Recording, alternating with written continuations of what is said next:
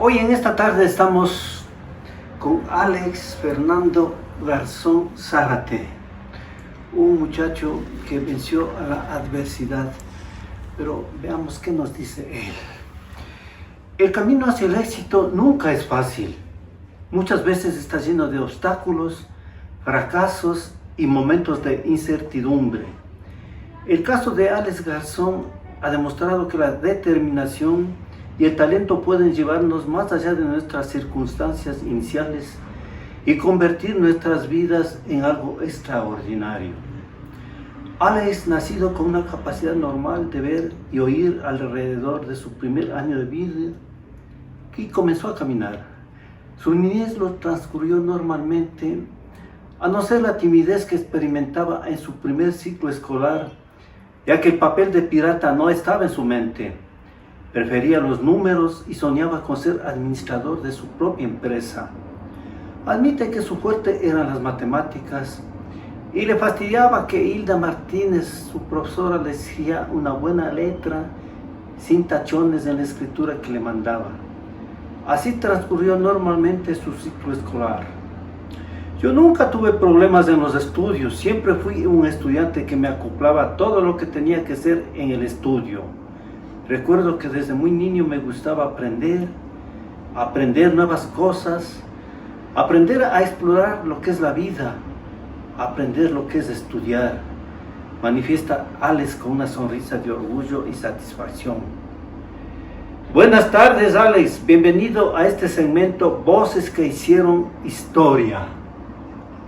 Gracias, tío, por el tiempo y el espacio que ha permitido. Gracias a toda la teleaudiencia que me va a lograr escuchar. Y bueno, mi nombre es Alex Fernando Garzón Zárate, tengo 48 años, nací en Tumbaco el 8 de diciembre del 76.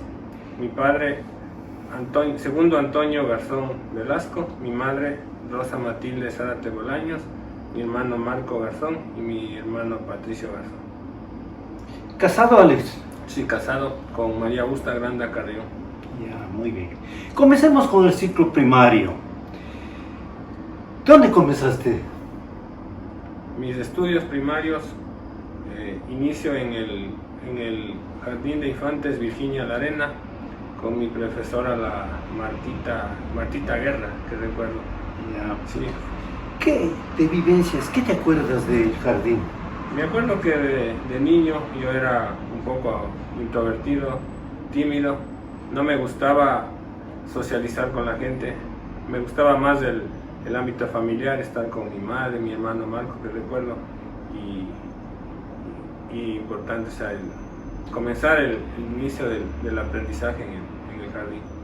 ¿Te acuerdas en aquella ocasión que te tocó salir disfrazado? Claro que sí, me acuerdo que era un programa infantil donde todos los niños iban a presentar su evento y a mí no me gustaba eso de compartir con los demás, de estar ahí. Por eso es que me tocó a mí el papel de pirata.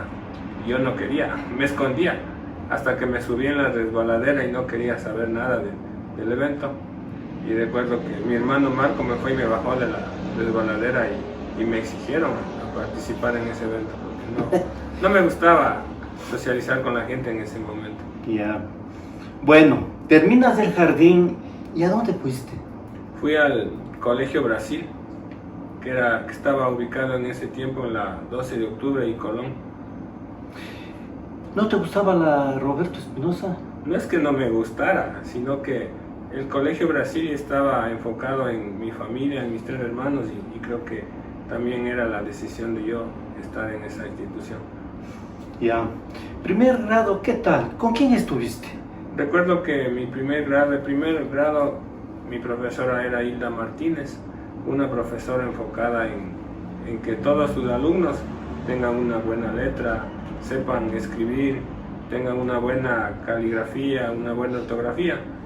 Pero a mí no me gustaba eso, me gustaban más los números. Desde niño me gustaban los números. ¿Siempre te gustó las matemáticas? Sí, siempre me gustó las matemáticas. Sí. ¿Te perfilabas como un futuro ingeniero, arquitecto? No tanto eso, me perfilaba como un empresario, como un gran contador. De primero a cuarto grado tuviste con la señorita, A quinto grado. a quinto grado, con la señorita Hilda Martínez, ¿no es cierto? Ajá. En quinto grado ya tienes un nuevo profesor que es el Sí. señor Portilla. Sí, me acuerdo del profesor Portilla. que ¿Qué también- pasó con él?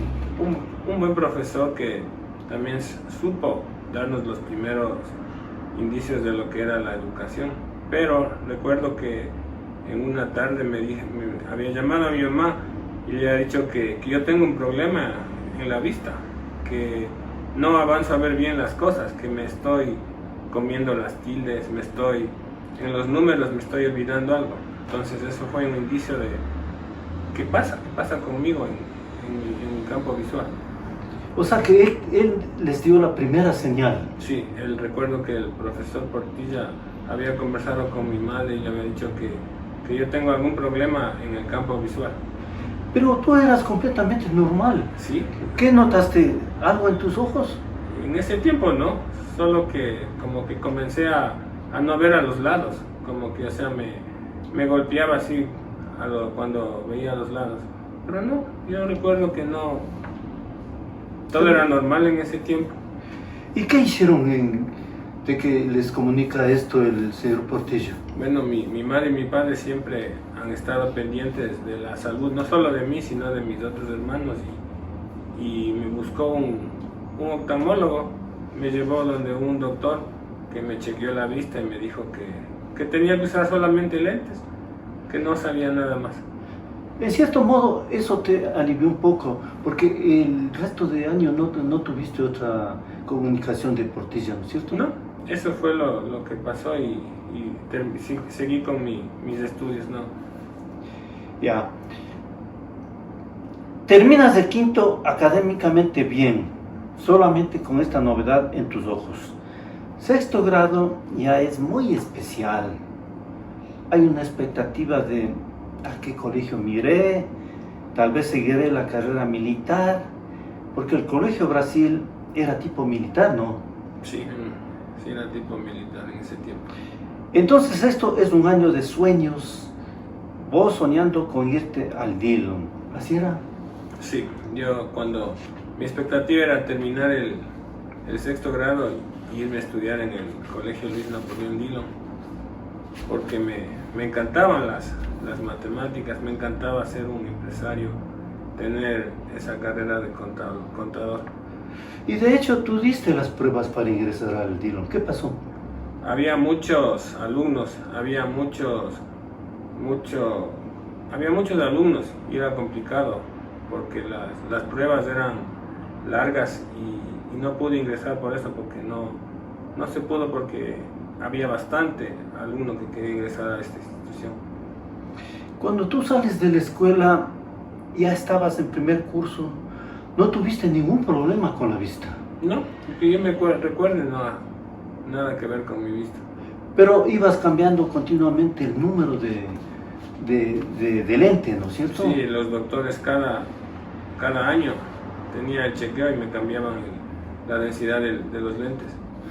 Ya, entonces primer curso continúas en el Colegio Brasil. Sí, en el Colegio Brasil. Y el segundo te vas al Dillon. En el segundo curso yo paso al Luis Napoleón Dillon, donde creo que todo alumno tiene una expectativa de graduarse en una gran institución. Y mi sueño era ser un gran contador, tener mi propia empresa. En cierto modo fue un alivio salir del Brasil, ¿no es cierto? Sí. Ya. Bueno, segundo curso ya te libraste del yugo. Otros compañeros, ¿cómo te fue en el Dillon? Me fue muy bien en el Dillon, como me gustaba el cambio, más que todo el cambio de pensum. El Colegio Brasil era un colegio particular, mientras que el Luis Napoleón era un colegio fiscal, donde se rompían varias cosas. El mismo un orden, tener que estar puesto un uniforme, como que no. Llegué al Dillon y era un cambio totalmente. Pero también en el segundo curso sucede algo en el Colegio Dillon con relación a tu salud. Asimismo, recuerdo que el Dillon era un colegio de números, de estadística, de contabilidad, donde en ese tiempo todo era manual, se manejaba la matemática, la contabilidad, las tablas contables se los hacía manualmente, dibujando, haciendo gráficos. Entonces como que comencé a forzar mi vista y creo que eso fue algo también que no estaba dentro de mí. Entonces, ¿ese cansancio que sentiste fue corregido? Sí, con los lentes era corregido, sí. Bueno, pero esos son signos alarmantes como para pensar en otra cosa, en algo más serio. Claro que sí.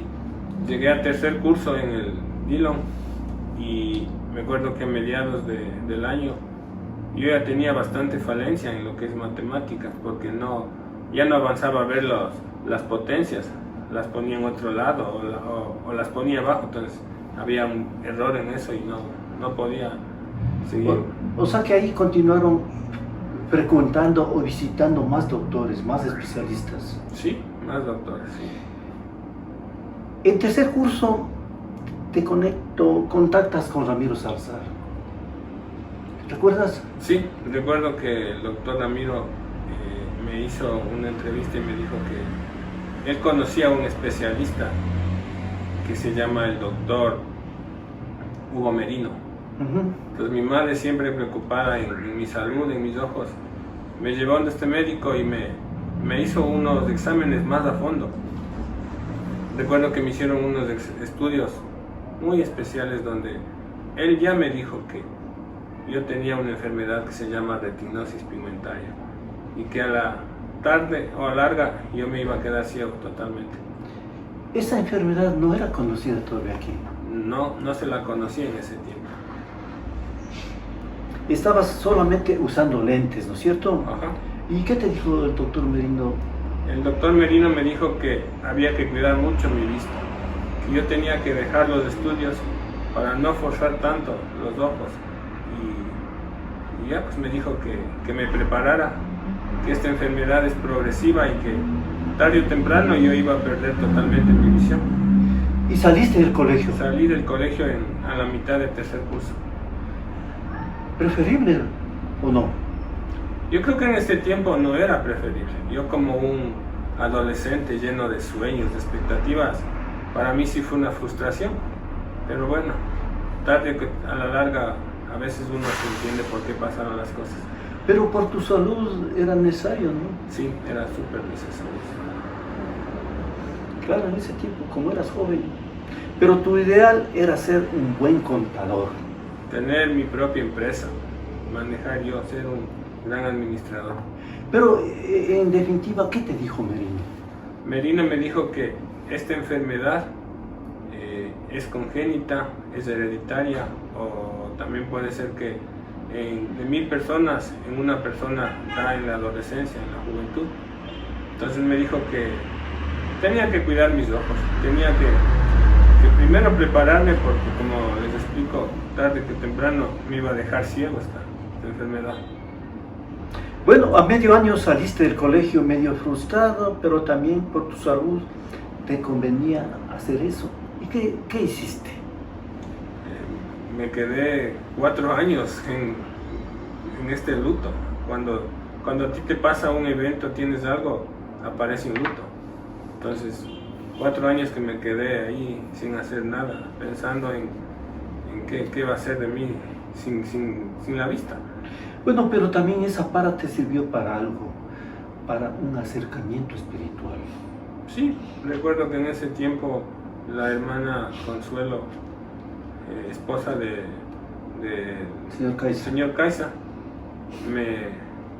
me dijo que había un Dios, que había que acercarse más a Él, y que esto que pasa en la vida tiene un porqué, tiene un para qué, y hay que, a través de este Dios, aceptar las cosas. A raíz de ese momento, ¿qué actitud tomaste? Bueno, yo creo que en ese tiempo, como todo muchacho lleno de sueños, de expectativas, sí fue una frustración, pero también creo que fue una cosa que hay que seguir adelante, que pensar en que la vida no se acaba por algo que pasa, ¿no? Al contrario, hay que luchar por esos sueños, por esas metas. ¿Y ese acercamiento a Dios se dio en ese instante o después? En ese instante se dio, porque junto con mi madre, con las hermanas, tuvimos varias reuniones donde empezamos a acercarnos más a Dios, empezamos a ver que Dios está ahí, ¿no? Pues que tenemos que depender de un ser supremo, que por algo pasan las cosas. Y también ese acercamiento te condujo a irte a Cuba. ¿Cómo fue eso? A ver, asimismo por medio del doctor Ramiro Salazar, tenemos un acercamiento con su hermana Anita, y ella fue la que nos indicó que allá en Cuba había un hospital especializado para esta enfermedad, que es la retinosis pigmentaria. Entonces mi mamá, mi papá hicieron todo lo posible para poder irnos hasta Cuba. Pero vos ya sí veías todavía ahí, ¿no es cierto? Sí, yo sí veía todavía. ¿Y qué pasó con Merino? ¿Te desvinculaste? No, Merino estuvo siempre ahí y hasta ahora. Recuerdo que Merino fue un gran doctor, que me dijo algo que yo tenía que saber, el diagnóstico de mi ceguera. ¿Y en Cuba qué pasó? Cuando yo llego a Cuba, llego al hospital Camilo Cienfuegos, donde en esa clínica atendían solamente lo que es retinosis pigmentaria. Recuerdo que el doctor Peláez me explicó lo que es mi enfermedad. Me explicó que esta enfermedad a la larga te deja ciego, te deja sin visión. Entonces ahí él me explicó detenidamente y me hicieron un tratamiento de ozonoterapia y una cirugía para tratar de que esta enfermedad no me avance más. Pero lamentablemente yo fui muy tarde, ya tenía más del 95% avanzado la enfermedad. Pero te dio las razones a qué se debe eso. El doctor dijo que hay 3 posibilidades. Un golpe en mi niñez, esto puede ser hereditario o congénito. Pero que yo recuerde, tanto de mi familia Garzón y Zárate, no, nadie tiene esto. Hasta la 4ª generación que yo he investigado, no existe nadie con esta enfermedad. O sea, descartado eso. La segunda hipótesis es posible que haya sido, ¿no es cierto?, que te botaron de niño. Puede ser que, como mi mamá me contaba que cuando yo nací tenía los ojos rojos, que había llorado bastante. Puede ser que las enfermeras se salieron de las manos y me caí y me golpeé en la cabeza. Sí. Ahí te hicieron este tratamiento de ozonoterapia, ¿no? Sí, es un tratamiento a través del ozono donde te da una como alimentación a las células, a las neuronas, para que puedas tratar de recuperar un poquito esto de que las células vuelvan a vivir. El doctor te dijo que había un alto porcentaje de ceguera, ¿no es cierto? Me dijo, que llevaron muy atrasado. Sí. ¿Y volviste de Cuba desalentado? No, al contrario, para mí Cuba fue, creo que, una experiencia más que de salud, una experiencia donde comencé a vivir lo que es la ceguera. Allá conocí a mucha gente ciega totalmente, que tenía esta enfermedad y que era un gran profesional, tenía su familia, tenía su profesión. Entonces sí, con esas experiencias yo vine acá, regresé al Ecuador y dije, no, si ellos pueden, ¿por qué no yo? Excelente, oye. ¿Y seguías pensando en ser contador? No, porque lamentablemente a la ceguera ya no se podía manejar en ese tiempo los números, los cálculos. Tuve que hacer un quiebre y cambiar el curso académico de mi vida. ¿Y qué aspirabas a seguir? Bueno, tenía que seguir esto de sociales, enfocarme más a lo que es el ámbito social, dejar de lado las matemáticas, los números. Eso te forzaba, ¿no? Sí, me forzó, no es que me forzaba. Te forzó y te causó más daño. Bueno, vuelves de Cuba y conoces una fundación. Sí, gracias a Dios. Llego al Ecuador y aparece la Fundación Fenovi, donde tenía a cargo el director Fred Beck, que era un holandés, también ciego, que era holandés y que él a través de sus recursos realizaba aquí proyectos en el Ecuador con las personas con discapacidad visual. Entonces conozco a este gran tipo que también fue ciego y que supo guiarnos de acá un poquito para seguir adelante. Ya tuviste dos experiencias, la científica que determinaron tu diagnóstico definitivo y la espiritual, ¿no es cierto? Ajá. Esos dos soportes que podías contrarrestar en cierto modo la condición a la que ibas a llegar. ¿Te ayudan algo? Yo creo que sí, porque más que todo el espiritual, porque creo que Dios estuvo ahí siempre conmigo y Él fue el motor que nos empujó a mi madre y a mí a seguir luchando, a no dejarnos caer por esta prueba que se puso en nuestro camino, en nuestra vida. ¿Qué edad tenías cuando pierdes completamente?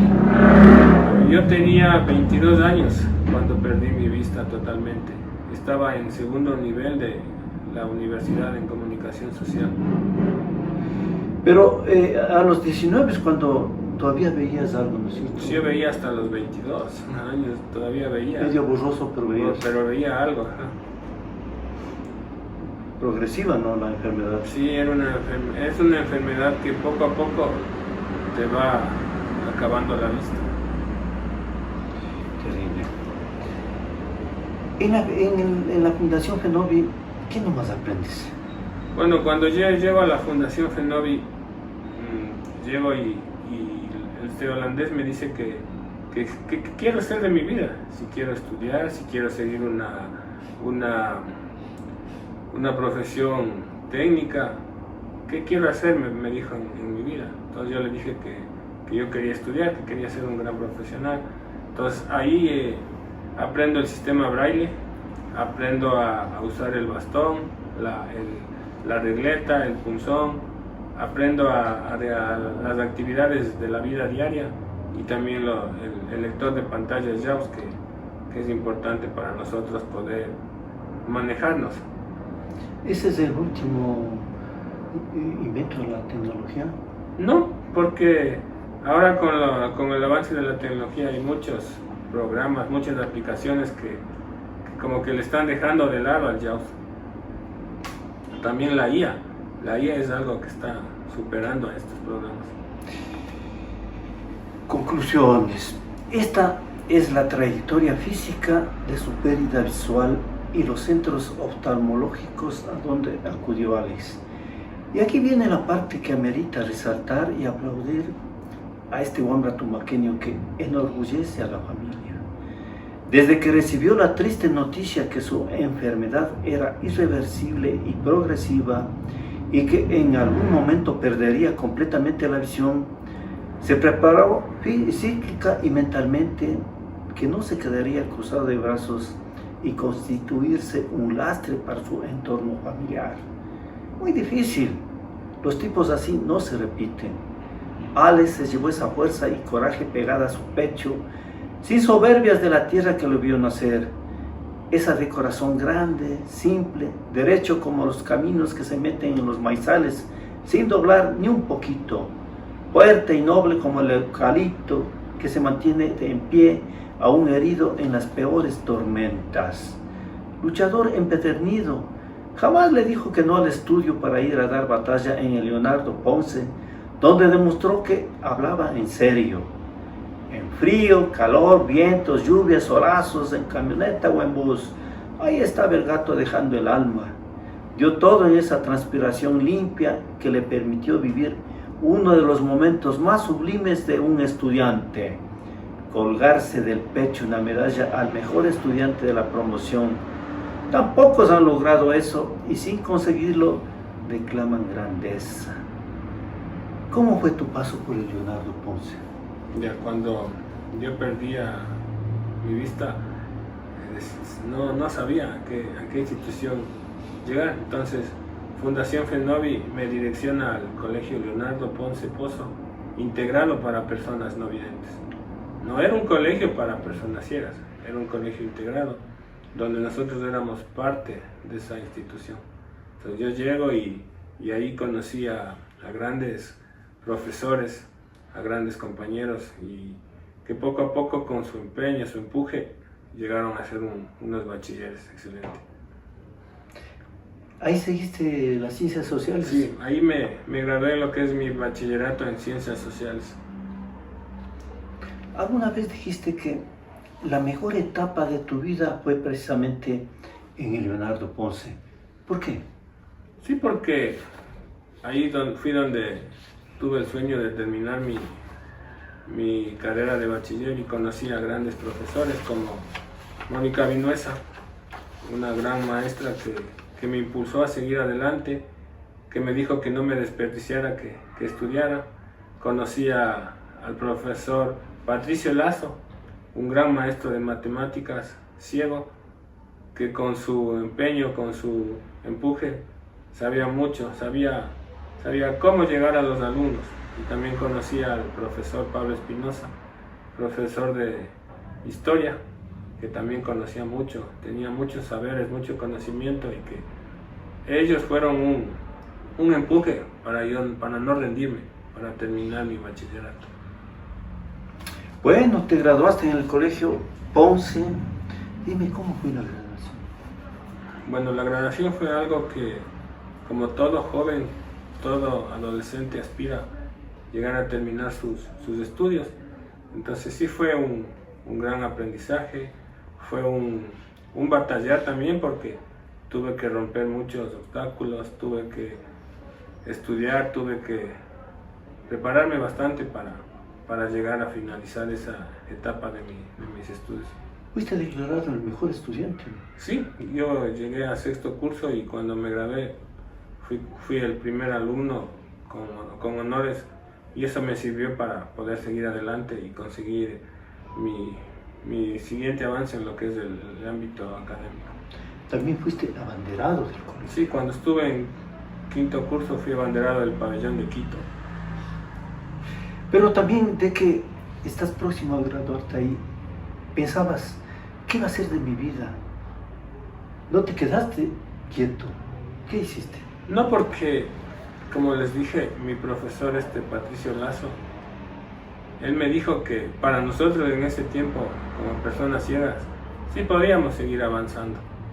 Entonces él y otros maestros me dijeron que tenía que yo conseguir más aspiraciones, buscar una especialización en lo que a mí me gustara y no quedarme ahí estancado.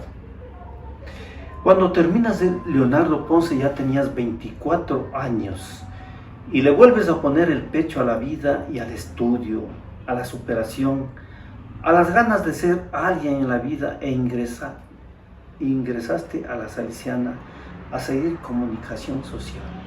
¿No es así? Sí. Cuando terminé el bachillerato, la Fundación Fenovi, ella misma fue la que me indujo que podía llegar a la Universidad Salesiana para seguir una licenciatura. Entonces yo decidí comunicación social para el desarrollo. ¿Y cómo recibías ahí las clases? Las clases yo las recibía con mi grabadora, con mis apuntes en el sistema braille y también buscando la ayuda de mis compañeros, de mis padres, de mi madre que me leían los libros, porque en ese tiempo no había lo que es el JAWS, no habían libros en audio que te permiten, o sea, tú solamente escucharlos.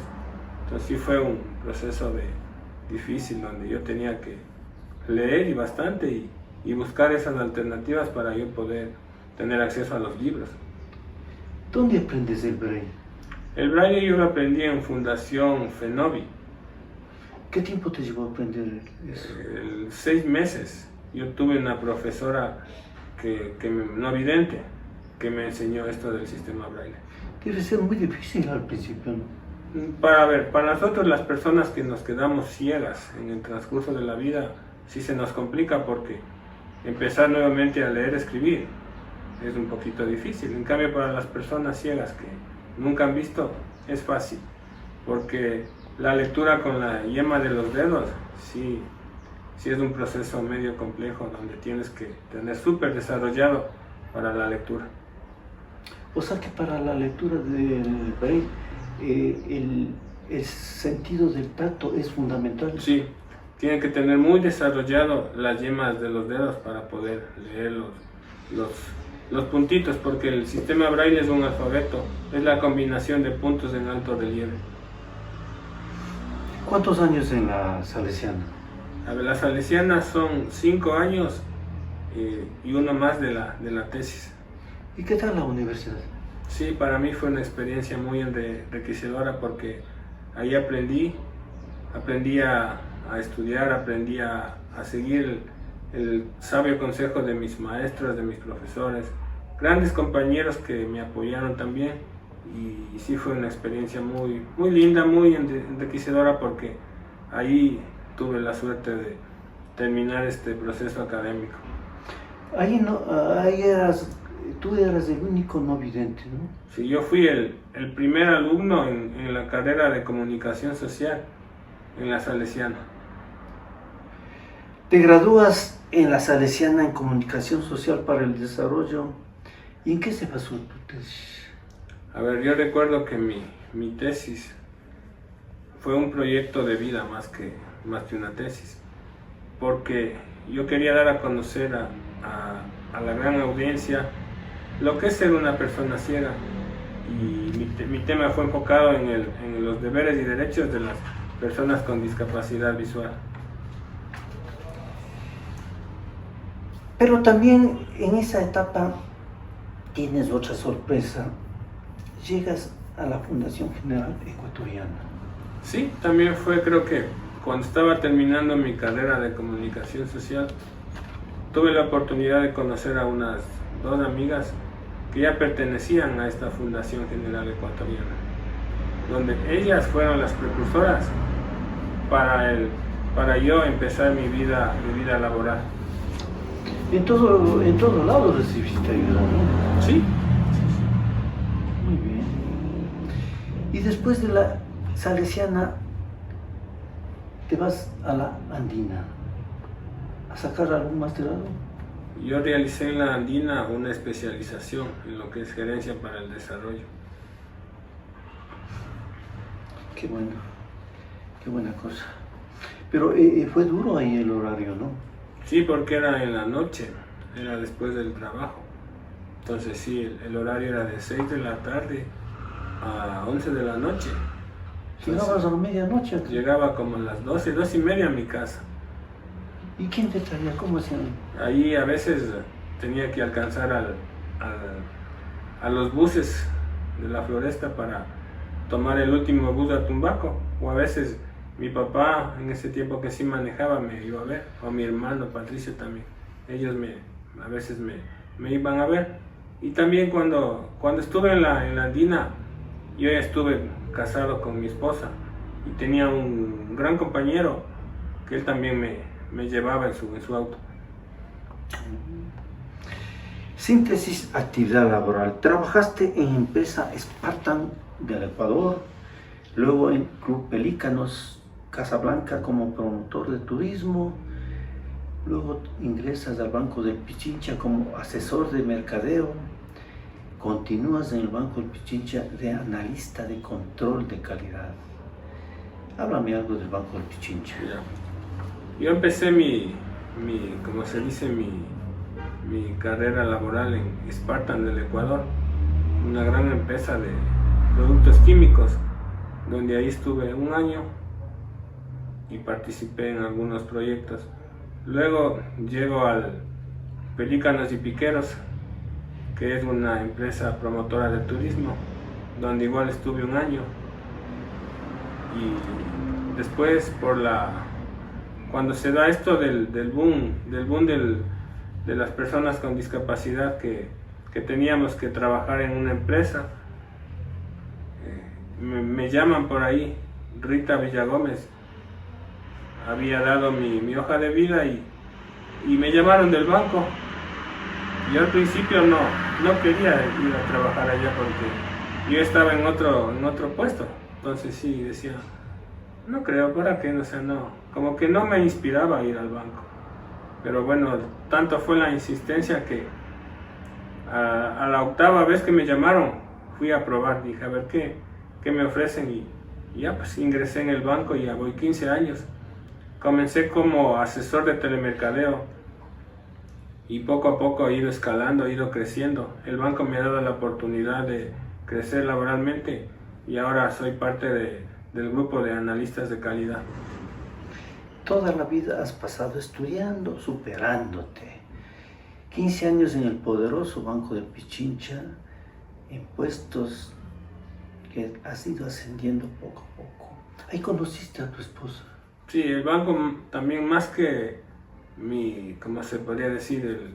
El ámbito laboral, también me dio la oportunidad de conocer a quien ahora es mi esposa, María Augusta Granda Carrión, que también trabajó en el banco. Fue una de las precursoras de las personas con discapacidad en esa gran institución.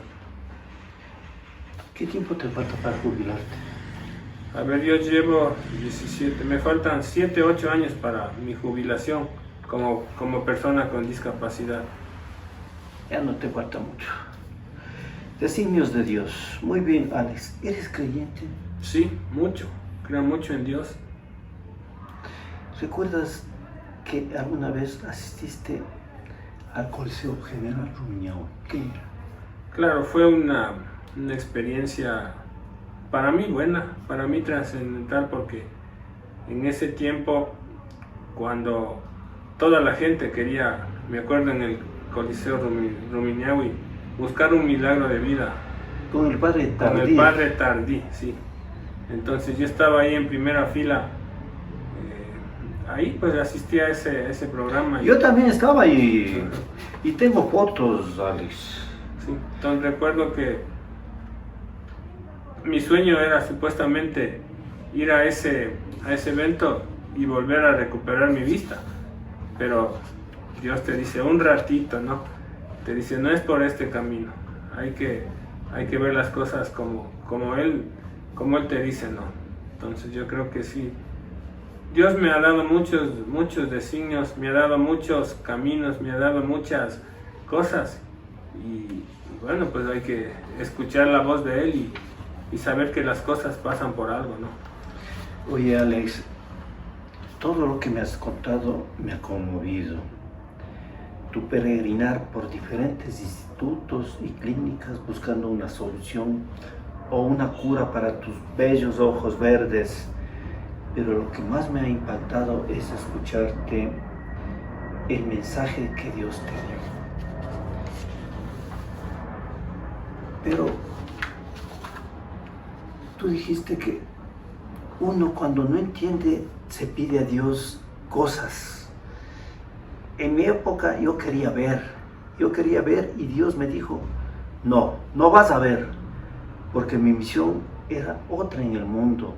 Y todos pedían que recobre la vista y tuve muchas manifestaciones de Dios. Tuve algunas manifestaciones y ahora entendí que mi camino no era para ver, cumplir una misión en este mundo. Ayudar y hacer entender a la gente que no ver con los ojos materiales te invita a ver desde el corazón, desde otro punto que es más profundo y noble. ¡Qué maravilla! Se me humedecen los ojos y se me reseca la garganta ante tu testimonio. De que estabas en Leonardo Ponce, hubo un concurso intercolegial de matemáticas.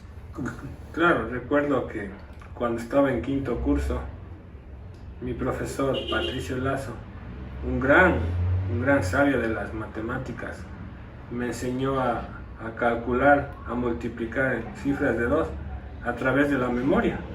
Entonces llego a quinto curso y había un concurso de matemáticas donde yo participé ante grandes compañeros de otras grandes instituciones, como era el Benalcázar, como era el colegio del Montalvo, y también fue Leonardo Ponce.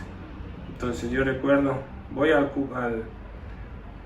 concurso y eran unas preguntas de cálculo con tiempo. Me acuerdo que te daban, creo que era 30 o 40 segundos para resolver la operación de cálculo.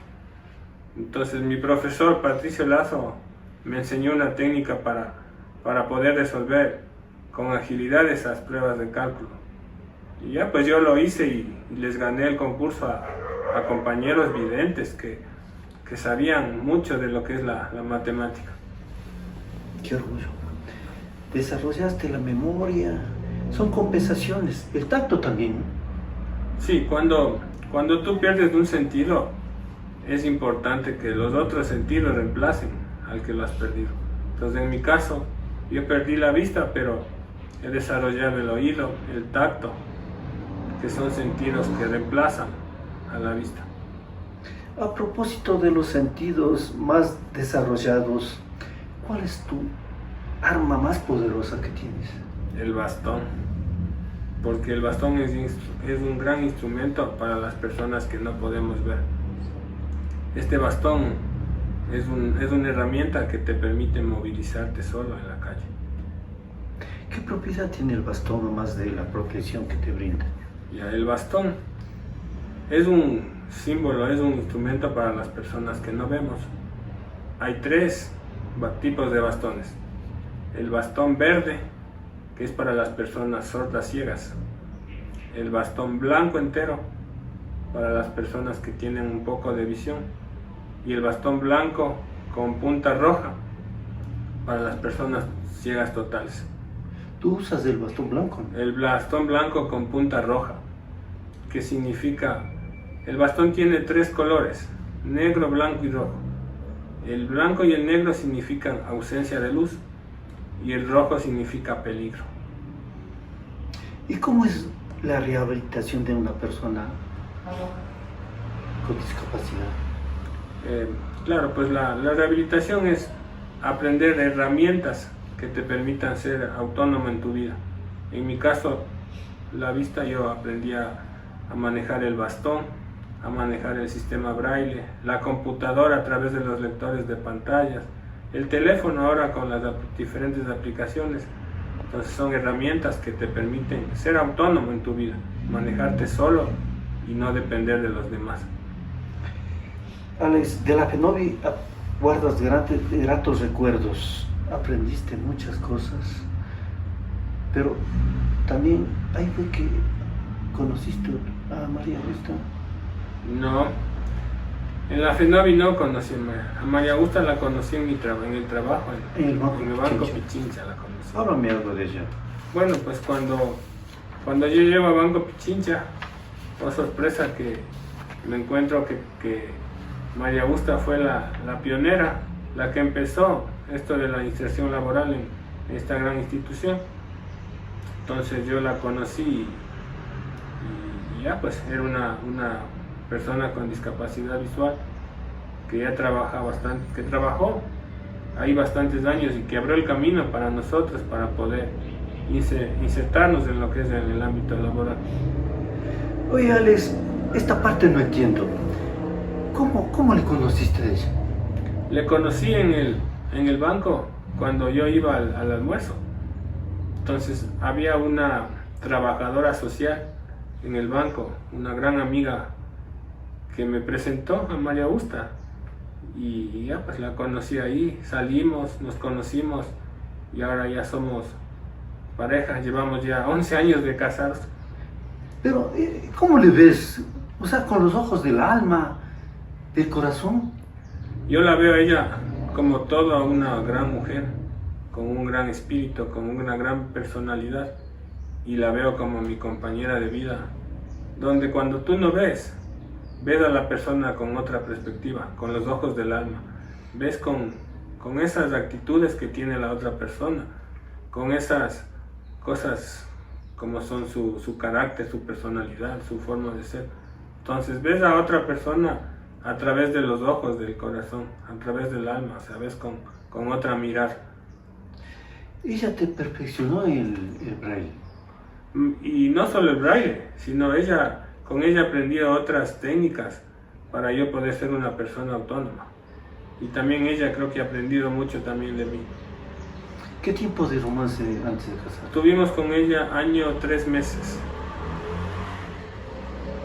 Qué buena cosa.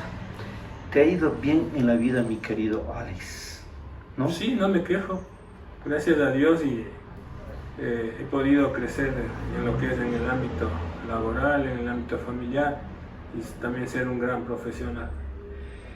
Esta es la faceta de Alex Fernando Garzón Zárate, que desde los 10 años comenzó su deficiencia visual inusual y desafiante, enfrentando situaciones difíciles, incluso la discriminación, la adversidad y el rechazo. Sin embargo, en lugar de dejarse vencer por esta enfermedad, decidió seguir adelante, confiar en sus habilidades y trabajar arduamente para alcanzar sus sueños. Una mención muy especial para su madre, de quien tiene el máximo reconocimiento por todo lo que hizo durante toda su etapa de tratamiento. Desde el primer momento cuando se encendieron las alarmas de la enfermedad de Alex, ella nunca lo abandonó ni lo dejó solo. Tomó a su cargo la posible curación y juntos acudieron a donde podían tratarlo. Los dos sufrieron y lloraron ante los diagnósticos científicos que recibieron a lo largo de todo su peregrinar por consultorios y clínicas. Un verdadero apostolado de una madre que siempre luchó para que su hijo, a pesar de su discapacidad, alcance los éxitos personales y profesionales que hoy disfrutan juntos. Al igual que con su esposa, Alex y María Augusta, nos han demostrado que a pesar de sus discapacidades, una pareja de una valentía y una perseverancia admirables. Han derribado las preconcepciones y han conseguido lo que se han propuesto. Siempre supieron que tenían talento, lidiaron fuertemente con las situaciones adversas que encontraron en el camino, derribando esas barreras para alcanzar sus sueños y seguro que lo han conseguido. ¿Quieres entrar al campo deportivo? Claro que sí. Bueno, este impedimento visual no cortó tus cualidades deportivas, especialmente del fútbol, ¿no es así? Sí, a mí siempre desde niño me ha gustado mucho el fútbol. Me ha gustado la pelota, como dicen en el barrio, ¿no? Y creo que, como todo muchacho, ha soñado con ese deporte, que ahora es el famoso fútbol. ¿Quién te regaló la primera pelota? Recuerdo cuando yo tenía unos 4 años, mi mamá me compró mi primer pelota.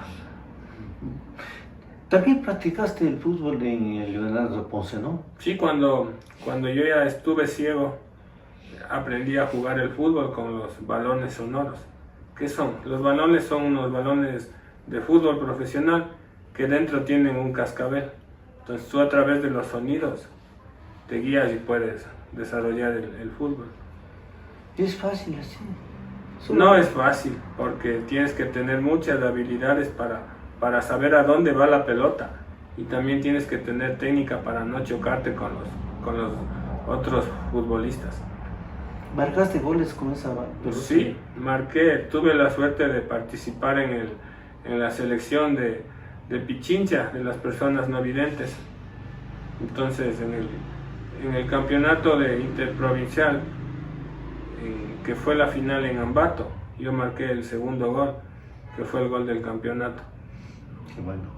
Pero tú comienzas, de que eras niño, comienzas a patear la pelota en los potreros, en las calles. ¿Cuál fue tu primer equipo? Mi primer equipo fue el Juventus. El infantil del El infantil Juventus. del Juventus. ¿Te acuerdas quiénes más conformaban ese equipo? Sí, más o menos. Me acordaba el arquero, el Pablito Carrión. Estaba ahí mi primo Diego Garzón. Estaba Fausto Carrión. Estaba Cristian Pérez. Estaba el hermano Giovanni Pérez. Estaba Diego Calupiña. El Paliña, sí. Estaba el Michel Murgueito, sí. Podemos poner un ratito, por favor. Un verdadero Un equipo. segundito. 099-033-2006. Listo. Ya. Fue un verdadero equipo, un equipazo, ¿no? Sí, en ese tiempo me acuerdo que era dirigido por el don Fausto Carrión. Ajá. Él era el técnico de la... Participaron en un campeonato interno aquí Sí, recuerdo. y quedaron campeones. Campeones, ajá. ¿O no? Sí, sí recuerdo ese. No, ese. a ver, la final fue contra el Acuario. Contra el Acuario fue, sí. Y perdimos. Perdimos en el estadio Manuel Ibaja cuando ya se inauguró, sí. Tu trayectoria deportiva, dice, empiezas en las inferiores de Juventus a los 9 años, luego en el colegio Leonardo Ponce y luego la selección de Pichincha, campeones en Ambato. Metámonos a ciertas intimidades deportivas. ¿A cuál jugador admiras en el fútbol local, nacional y mundial? A ver, en el fútbol local, en el fútbol de acá de Tumbaco, a Byron Aldana. En el fútbol ecuatoriano, Alex Aguinaga. Y en el fútbol mundial, a Maradona, un gran jugador. Yeah. ¿Cuáles son los mejores jugadores que ha parido Tumbaco para vos? Para Tumbaco, a ver, yo creo que el Byron Aldana, el Minilo y los Vegas también. Alfredo Soria. También Alfredo Soria, sí. ¿Cuál fue el clásico del fútbol tumbaqueño de todos los tiempos? Ese gran clásico, Juventus-Barcelona, donde había esa rivalidad, donde había esas grandes peleas. ¿Recuerdas algún clásico? No recuerdo. No. Jugaste en unos 3 equipos, ¿a cuál le recuerdas más? Al Juventus. ¿Qué recuerdas del Juventus? La formación infantil, donde todo niño aspira a llegar a la primera. Bien. ¿Cuáles fueron los mejores equipos del fútbol tumbaqueño? De Tumbaco, el Juventus, el América. Barcelona, el Acuario. Ya. Había otros también, empezó Tumbaco, Tolima, Oriente, ¿no? Un partido de fútbol que siempre lo recuerdes hasta en los sueños, ¿cuál fue? Partido de fútbol, yo creo que el Juventus-Barcelona.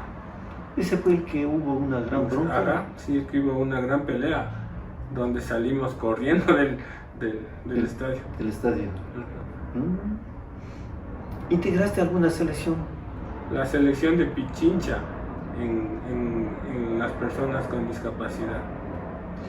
¿Puedes conformar la selección ideal ecuatoriana de todos los tiempos? ¿Ya? ¿En el arco quién? En el arco, Francisco Ceballos. Ya, defensas. Defensas, el Piero Hincapié y Pacho. Claro, ya variado, ¿no? Claro. Con los fenómenos actuales. ¿Marcando quién? Marcando yo creo que el Pacho y Piero, los dos centrales. Centrales, y marcando.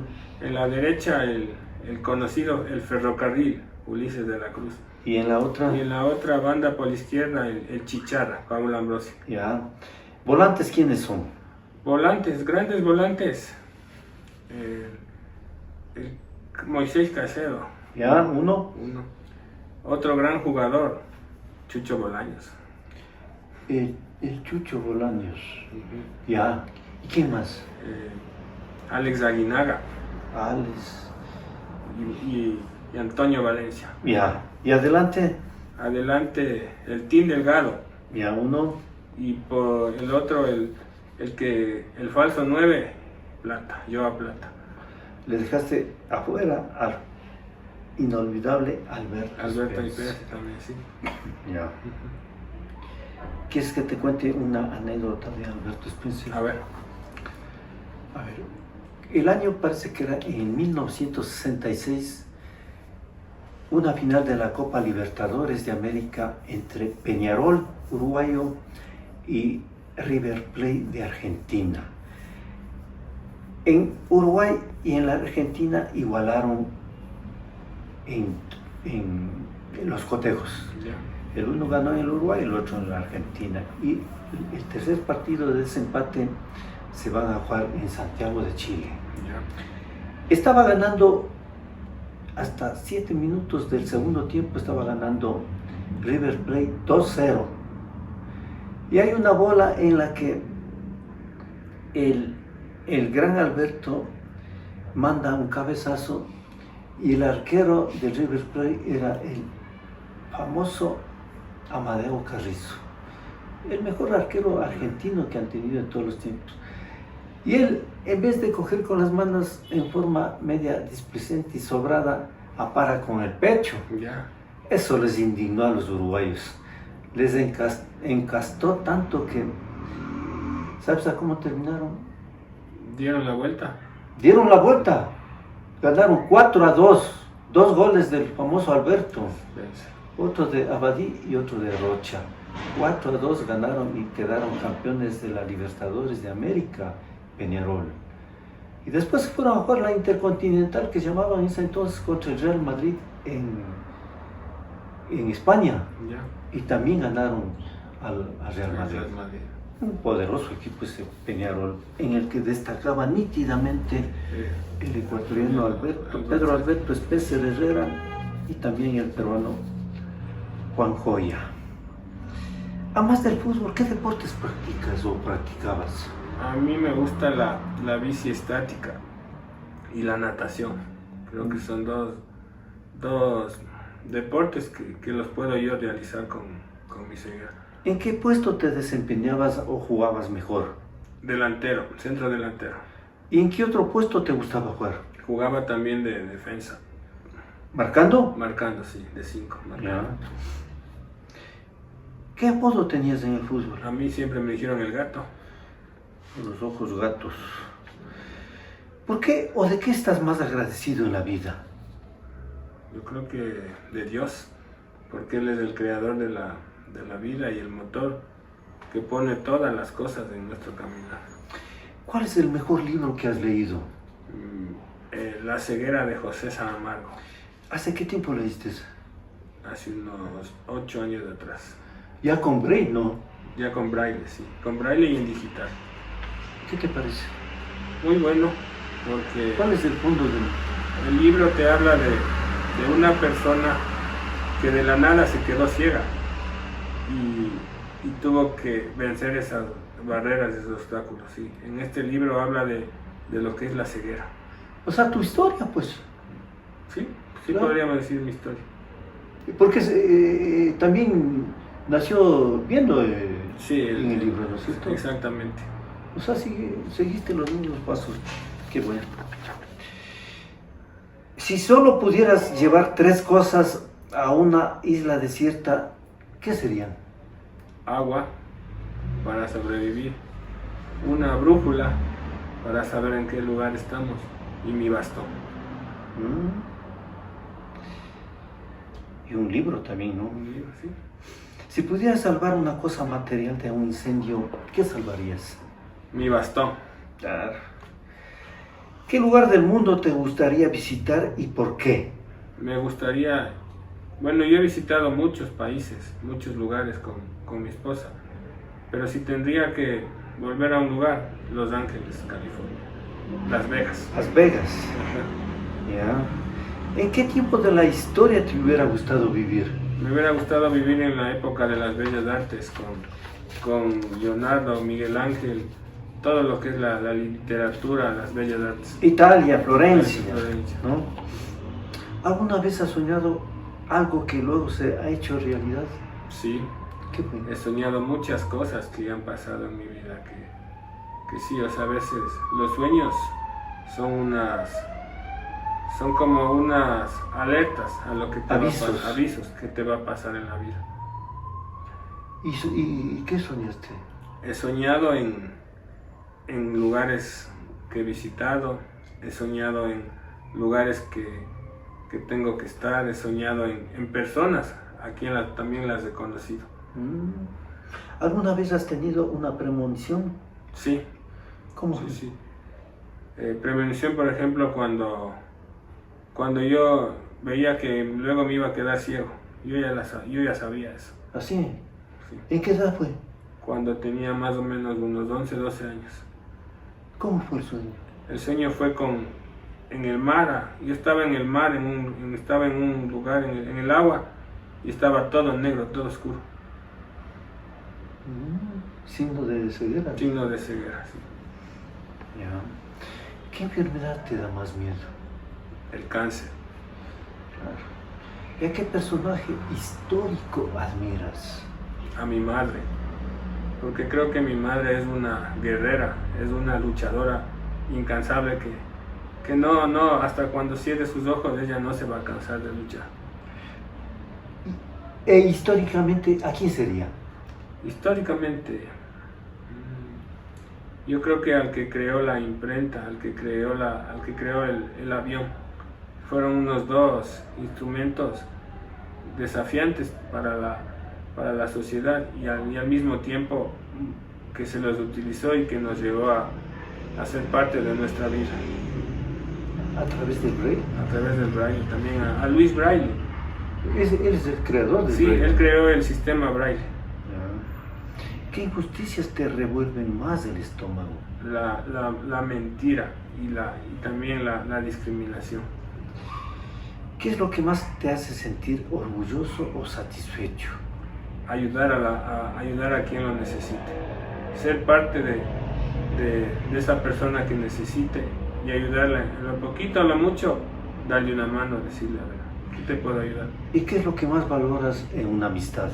La sinceridad, la fidelidad.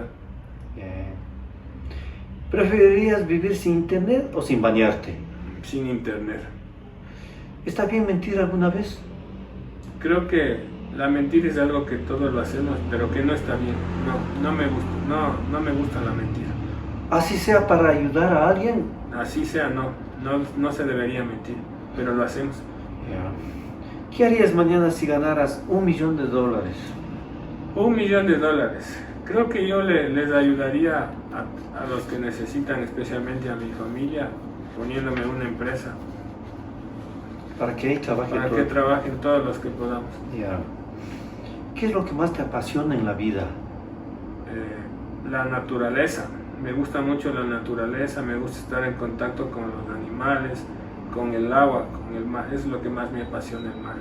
¿Y qué es lo que más te asusta o te pone nervioso? La delincuencia, la inseguridad que estamos viviendo en esta sociedad. ¿Lees la Biblia? Sí, la leo. La comparto con mi esposa en audio, en mi celular, en las noches. ¿Y tienes alguna lectura preferida? Me gustan mucho los salmos. ¿Cuál es tu recuerdo más feliz? Mi recuerdo más feliz fue cuando me gradué de la universidad, cuando me dieron el cartón de licenciado en Comunicación Social para el Desarrollo. Perfecto. ¿Cómo te gustaría ser recordado? Me gustaría ser recordado no por lo que tengo materialmente, sino por lo que yo soy dentro, por mi interior, por quién soy, cómo he podido llegar a lo que ahora estoy. ¿Cuál es tu mayor logro hasta ahora? Mi mayor logro creo que ha sido y será ser un gran profesional. ¿Has tomado alguna vez una decisión que haya cambiado tu vida? Sí. ¿Cuál fue? Cuando me quedé ciego, creo que la decisión fue esa de seguir adelante, romper las barreras, Los paradigmas que la sociedad te pone. ¿Y cuál fue el día más feliz de tu vida? El día más de mi vida creo que cuando la conocí a María Augusta, quien ahora es mi esposa. Si pudieras congelar tu vida a una edad concreta, ¿cuál sería? La adolescencia. Bonito, ¿no? Sí. Qué bueno. ¿Qué es lo que más lo más importante para ti en la vida? Yo creo que lo más importante en mi vida son los valores que me inculcaron mis padres. El ser un hombre responsable, puntual, sincero, honesto, es lo que me llena de satisfacción. Ya me has dicho en toda la conversa, pero ¿quién es la persona más importante en tu vida y por qué? Yo creo que primero Dios, segundo mi madre y tercero mi esposa. ¿Cuántos amigos íntimos es lo ideal? De 2 a 3. No más, No ¿cierto? más. Ajá. ¿Crees en las almas gemelas? Yo creo que sí existen las almas gemelas. No sé dónde está, pero sí creo que existen las almas gemelas. Bueno, yo sí te he dicho que yo sí creo, ¿no? Porque compartí con mi hermano el mismo vientre de nuestra madre durante 9 meses. ¿Te gustaría viajar o te parece algo aburrido? Me encanta, me fascina viajar.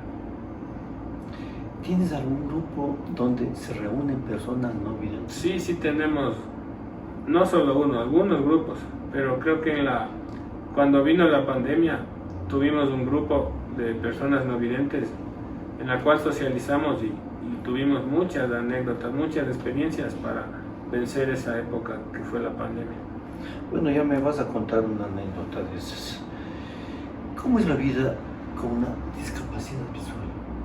Igual que una persona que no tiene discapacidad, en la mañana me levanto, me arreglo, desayuno, me voy a mi trabajo, ahí comparto con mis compañeras, mis amigas, salimos al almuerzo, regresamos, trabajamos y luego cuando se termina la jornada laboral, cada uno va a su casa, llego a mi casa, comparto con mi esposa, conversamos, nos reímos, nos consultamos cómo nos fue el día a día, cómo estuvo ese trajinar y luego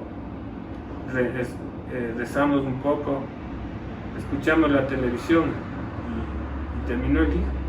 ¿Ese es tu día? Sí, mi día a día. ¿Vas al cine? No muy frecuente, pero sí me gusta también el cine. ¿Y de qué vas? ¿Cómo haces? En el cine uno se guía por lo que dice el texto en el parlante, ¿no? Se guía por las escenas que ahora son con audio. También hay un formato que se llama Audez, donde te escribe ahora ya las escenas. ¿Y cómo escoges la película a ver? Depende de la cartelera también, ¿no? Porque ahora la cartelera está en digital en los teléfonos. ¿Alguna sugerencia, Ale, sobre lo que yo hago? Bueno, yo creo que lo que usted hace es un trabajo importante donde ha revivido ciertas historias, ha revivido a ciertos personajes, tanto de aquí de Tumbaco como de otros lugares. Y ese escenario de las historias creo que es muy importante porque no hay historia que a uno no le llene, que a uno no le enriquezca su conocimiento. Gracias a ti, Ale, y a María Augusta por abrirnos las puertas de su bonita casa y de su noble corazón, por la apertura que me han dado para compartir con ustedes. Déjenme decirles que de las muchísimas entrevistas que realizaron, esta es una de las más importantes porque me ha enseñado mucho. Me han abierto los ojos del alma, que seguramente como ellos ven lo mejor de la vida y de las personas que nos rodean. Qué charla tan enriquecedora con este hombre que en cada palabra que dice brota con puentes de agua viva la sinceridad, la delicadeza y el talento que Dios le ha puesto para que pueda ver más profundo y más diáfano lo que nosotros, los sanos, no podemos contemplar. Eres un diamante bruto que cada día va puliéndose para resaltar esa mente maravillosa y ese potencial físico y espiritual que va desarrollándose día a día. Lo único que quizá te faltó fue dejar la semilla, los genes prodigiosos para que alguien continúe con esta misión que Dios te encargó. Una vez más, mi admiración y respeto para unas personas que sin tener ojos me enseñaron a ver mejor. ¿Puedes contarnos una, dos anécdotas? Anécdotas, sí. Claro que sí, a ver.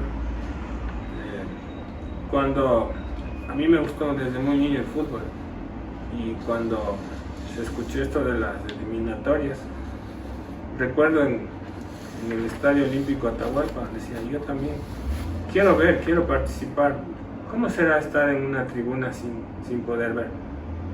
Entonces con mis compañeros fuimos al estadio, al graderío y desde ahí pues escuchar el fútbol, escuchar ole cuando Ecuador clasificó al primer mundial. ¿Ahí estuviste? Sí, estuve, sí. Fue una gran anécdota porque sentir en el graderío es diferente a escuchar sentado en un sillón el fútbol. fue una linda experiencia, anécdota, haber estado en el graderío con el ole cuando Ecuador decía, sí se puede, vamos al mundial. Qué bueno. ¿Tienes otra? Sí, y mi otra anécdota es que cuando yo empecé a perder mi vista, no me gustaba el bastón. Yo rechazaba el bastón, decía, no, qué feo, no me gustaba. Y una vez me acuerdo que me bajé en la parada de los buses Tumbaco, en esa pileta de la 12 de octubre en Madrid. Entonces calculé mal el espacio, caminé y caí en esa pileta. Me mojé todo yo y bueno, pues dije, no, creo que ahora es el momento para usar esta herramienta que es ¿Eso el fue bastón. por no usar el bastón? Sí, fue por no usar el bastón. Qué bueno.